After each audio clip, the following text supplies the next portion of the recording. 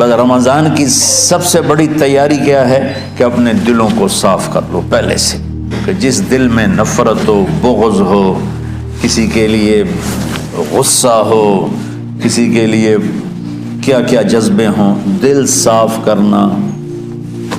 ہمارے گھروں میں روزانہ جھاڑو ہوتا ہے، یہاں مدرسے میں روزانہ صفائی ہوتی کہ نہیں ہوتی؟ چونکہ دنیا کی اصل گندگی ہے تو جھاڑو ہاتھ سے نہیں چھوٹ سکتا۔ حرم شریف میں دیکھا کیسے چاروں طرف خدام پھر رہے ہوتے ہیں برش لے کر، تو دل پہ غبار ایسے آتا ہے جیسے صحن میں غبار آتا ہے، دل پہ گندگی ایسے آتی ہے جیسے صحن میں آتی ہے۔ تو ہم نے نظام بنایا ہوا ہے، لوگ مقرر ہیں وہ روزانہ جھاڑو دیتے ہیں۔ تمہارا دل ایک آنگن ہے، ایک صحن ہے، اس میں بغض، نفرت، حسد، پتہ نہیں کیا کیا گندگیاں آئیں گی اور آتی رہیں گی۔ بچوں ایک کام کرو، جھاڑو پکڑ لو، صاف کرو۔ یا اللہ معاملہ تجھ سے کرنا ہے، لوگوں سے نہیں۔ کسی نے برا کہا، کسی نے غیبت کی، کسی نے گالی دی، کسی نے دھکا دیا، کسی نے حق مارا، کسی نے کچھ کیا، یا اللہ تیرے سپرد میں نے اپنے دل کو سب سے صاف کیا، میں نے اپنے دل کو سب سے صاف کیا۔ یہ اتنی بڑی عبادت ہے کہ بڑے بڑے نفلوں والے، تہجد والے، حج عمرے روزے والے تمہیں نہیں پکڑ سکیں گے، کیونکہ اس کا کرنے والا دنیا میں کوئی نہیں۔ نفل پڑھنے والے تو بے شمار ہیں، عمرے کرنے والے بے شمار ہیں، علماء بے شمار ہیں، حاجی بے شمار ہیں، سخاوت کرنے والے بے شمار ہیں، لیکن اس ٹکڑے کو صاف کرنے والا لاکھوں میں ایک بھی نہیں ہے۔ مشکل کام ہے، آپ یہ سیکھ لیں، صاف کرو، صاف کرو، صاف کرو۔ یہ رمضان کی سب سے بڑی تیاری اور علم کو حاصل کرنے کی سب سے بڑی چابی ہے کہ اپنے دل کو کھلا کر لو۔ کوئی چیز خالی ہوگی تو کچھ آئے گا۔ جس دل میں بغض بھرا ہو، نفرت بھری ہو، حسد بھرا ہو، کینہ بھرا ہو، اس میں خاک آئے، اس میں تو علم کی ایک کرن بھی نہیں آئے گی۔ اس زبان سے چاہے جتنے مرضی موتی بکھیرے، دل اس کا اندھا ہوگا۔ لا تعمل ابصار ولكن تعمل قلوب التي في الصدور۔ یہ آنکھوں سے اندھے نہیں، دل سے اندھے ہیں۔ تو بچوں اپنے دل کو صاف کرنا سیکھو۔ وہ کتنی مشہور حدیث ہے، آپ نے کہا اس دروازے سے ایک جنتی آ رہا ہے۔ تو ایک انصاری صحابی داخل ہوئے، جوتا ہاتھ میں، داڑھی میں وضو کا پانی۔ اگلے دن اس دروازے سے ایک جنتی آ رہا ہے، تو ایک صحابی آئے، ہاتھ میں جوتا، داڑھی میں وضو کا پانی۔ وہی صحابی اگلے دن اس دروازے سے ایک جنتی آ رہا ہے، تو وہی صحابی 3 دن جنت کی بشارت لیے۔ اس صحابہ کی جماعت میں ایک شخص ہیں جن کا نام ہے عبداللہ بن عمرو بن عاص۔ ان سے بڑا عبادت گزار صحابہ میں کوئی نہیں تھا، نہ سابقین میں نہ متاخرین میں، نہ پہلوں میں نہ بعد والوں میں۔ ان کی عبادت کیا تھی؟ ساری رات جاگنا، سارے دن کا روزہ، اور ایک ختم قرآن صبح سے شام تک۔ اتنی اللہ نے طاقت دی تھی۔ پھر وہ غلوب والی بات آ گئی، ایکسٹریم ہونے والی بات آ گئی۔ ان کی شادی والی رات حجلہ عروسی میں داخل ہو رہے ہیں، دلہن کے کمرے میں داخل ہو رہے ہیں، اور مصلی بچھا کے اللہ اکبر، اور دے نفل تے نفل، دے نفل تے نفل۔ ان کی بیگم نے دیکھا تو وہ بھی خیر کا زمانہ تھا، انہوں نے بھی وضو کیا اور پیچھے مصلی بچھا کے وہ بھی فجر تک نفل پڑھتے رہے۔ صبح ہوئی تو حضرت عمرو بن عاص رضی اللہ عنہ نے پوچھا، بیٹی رات کیسی گزری؟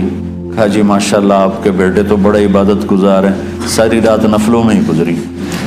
تو وہ ان کو شکایت کر دی۔ حضرت عمرو بن عاص کو اتنا غصہ چڑھا، ان بیٹے کو تو کچھ نہیں کہا، کتنی حکمت کی بات ہے۔ سیدھے گئے اللہ کے نبی کے پاس، یا رسول اللہ یہ عبداللہ دیکھیں کیسا نادان ہے، اس کی شادی کی ساری رات نفل پڑھتا رہا۔ تو آپ کہتے ہیں ماشاءاللہ ماشاءاللہ کتنی بڑی بات ہے، نفلوں میں گزر گئی، رات بھی نفلوں میں گزر گئی۔ تو آپ نے حضرت عبداللہ بن عمر کو بلا کے ڈانٹا کہ تو نے مہینے میں 3 دن روزے رکھنے، بس اس سے زیادہ نہیں رکھنے، اور ہفتے میں 1 قرآن ختم کرنا ہے۔ کہا یا رسول اللہ میرے اندر طاقت زیادہ ہے۔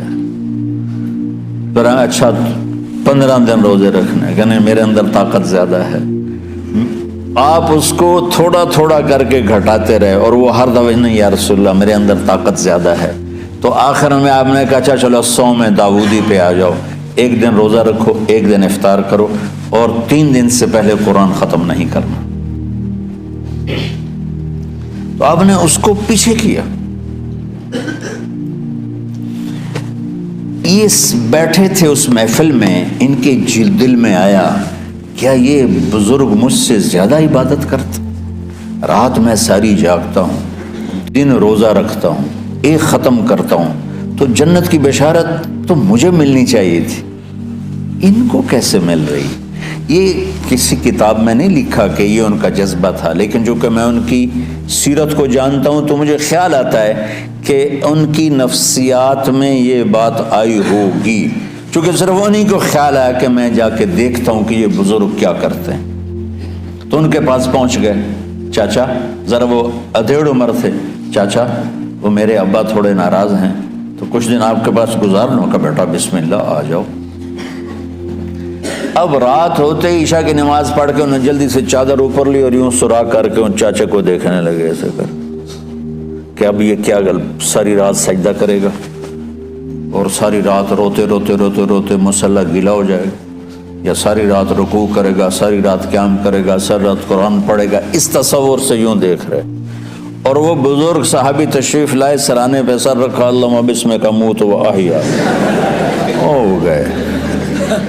اب یہ دیکھ رہے ہیں ابھی اٹھیں گے، ابھی اٹھیں گے، ابھی اٹھیں گے، اٹھے نا، فجر کی اذان پہ اٹھے۔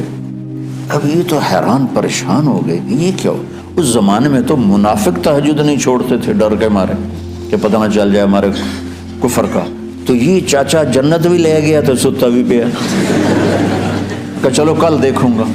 اگلی رات پھر چادر سر پہ کر کے اور یوں سراغ کر کے لیٹے ہوئے اور دیکھ رہے۔ چاچا پھر تشریف لے اور سرانے پہ سر رکھا، اللہم بسمک اموت و احیا، ہو گئے۔ فجر کی اذان پہ اٹھے، یہ اور پریشان ہو گئے کہ میرا نبی کا فرمان تو سچا ہے، اس میں تو شک بھی کفر ہے، لیکن عمل کیا ہے جس پر اس کو جنت کی بشارت ملی؟ 2 رکعت نفل بھی نہیں۔ اور آج کے دور میں تم میں سے ماشاءاللہ اکثر بچے تہجد پڑھتے ہیں کہ 1 رات اور دیکھوں گا، تیسری رات اللہم بسمک اموت و احیا، ہو گئی ساری رات۔ تو تیسری رات پھٹ پڑے عبداللہ بن عمر، کہنے گے چاچا میری ابا سے کوئی لڑائی نہیں تھی، 3 دن میں تیرے بارے میں سنتا رہا، جنتی جنتی جنتی۔ میں دیکھنے آیا تھا کہ آپ کیا کرتے ہیں، آپ تو کچھ بھی نہیں کرتے ہو، ساری رات سوتے رہتے ہو، اب کیا کرتے ہو؟ میں کہا بیٹا یہی ہے جو تم نے دیکھا ہے۔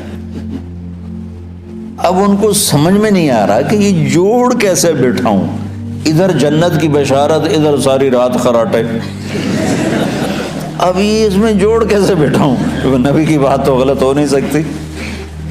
تو اب وہ نا ایسے نا بڑے بے دل سے ہو کر واپس مڑے، پتہ نہیں کی چکر ہوئے گی کوئی گل۔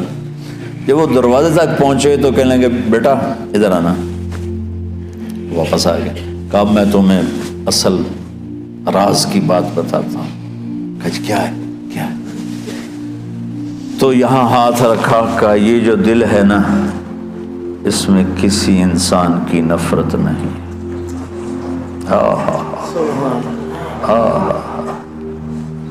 اور جب اللہ کسی کو رزق دیتا ہے، عزت دیتا ہے، مجھے کبھی حسد نہیں ہوا، مجھے خوشی ہوتی۔ تو عبداللہ بن عمر نے کہنا تھا ہاں یہ بات ہے، نہیں، انہوں نے کہا ہاذا ہوا، اچھل کے کہنے لگے ہاذا ہوا، ہاں یہی ہے یہی ہے یہی ہے۔ پھر کہنے لگے چاچا پر یہ میرے بس کا نہیں ہے، کون کرے گا یہ؟ اتنے بڑے آدمی ہو کر کہہ رہے ہیں کہ یہ میرے بس کا نہیں۔ تو بچوں، دنیا میں جنتی بننا ہے اور علم اللہ سے لینا ہے تو اسے صاف کر دو، سب کی نفرت سے۔ سب، اس نے مجھے یہ کیوں کہا، اس نے مجھے یوں کیوں دیکھا، اس نے میرے بارے میں یوں کیوں کہا، اس نے میرے بارے میں یہ کیوں لکھا۔ جس کی تعریف ہوتی میری کتنی برائی ہوتی، صرف تعریف تو نہیں ہوتی، بھرا پڑا سوشل میڈیا مجھے گالیاں دیں۔